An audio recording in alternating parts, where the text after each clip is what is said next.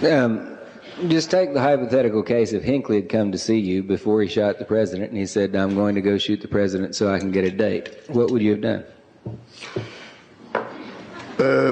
Well, you are asking awfully good questions, but I have done this for so long that I'm prepared for this too. Life is hard enough with the real cases without contriving them. I have been in practice probably longer than most people in the history of psychotherapy, since I'm getting quite old and I started very young and I am still in practice, doing whatever people call psychotherapy. Now, this is very unlikely to happen because, I tell you why, because all I know about the Hinckley case is what I read in the papers, as the saying goes. And now bear with me, as I reconstruct that case with all the combination of criticism, intelligence, and compassion I can bring to it, to everyone concerned. John Hinckley Jr. never wanted to see a psychiatrist.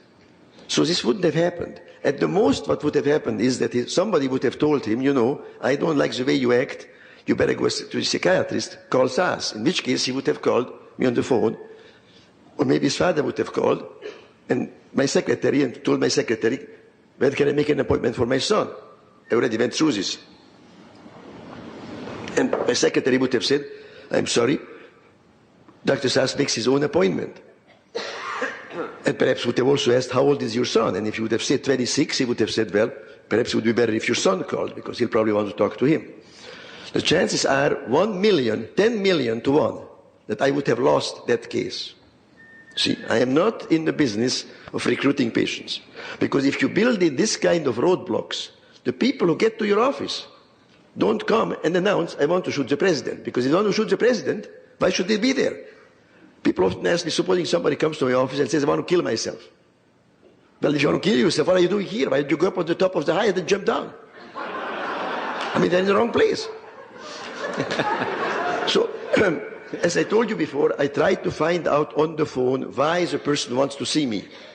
And I am extremely selective. If I hear the least noise, if the patient says, well, you know, my father said, I should see you, then I say, no, thank you, then I certainly don't want to see you. So you see, it simply would not happen. Mm-hmm. And I think that the outcome of the Hinckley case can only be understood anthropologically as an interplay of all these hidden agendas. Hinckley had a hidden agenda, his father had one, his mother had one, his psychiatrist had one, the system has one. And the end result is the entombment of this human being, a symbol to the literalization of the metaphor. He is now in a mental hospital, treated by the best psychiatrist in the world, hundreds of thousands of dollars a year, and the American public is waiting with a bated breath for him to be cured. Because the law says he has a right to treatment now. He's sick. Okay, but now... Now, when do you think he'll get out? You think he'll get out? You think he will? How much do you want to bet? Well, have you ever had a client that you thought was dangerous to society or him or herself? Now you are getting into the kind of semantics that I can't deal with, because dangerous is defined by whom? I think everyone who smokes is dangerous. I disliked smoking long before the American Psychiatric Association did. I think everyone, dangerous is what? Years ago when I was in Chicago, practicing in Chicago, I had a very wealthy person whose main problem was that he had a lot of money stashed away in Switzerland, on which he didn't pay income tax. Well, I didn't think I was going to call the IRS to denounce him. Is he dangerous to society?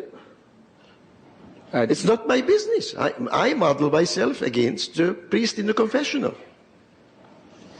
I'm not a detective. If he's dangerous, he has a right to be dangerous. What he doesn't have a right to is to be caught. Are you with me? I am not in the role, when I take on a client, I'm not in the role of protecting other people from him. I do not pretend to play that role. Now, people sometimes ask me, am I not going to get into trouble? Well, I hope not. So far I haven't.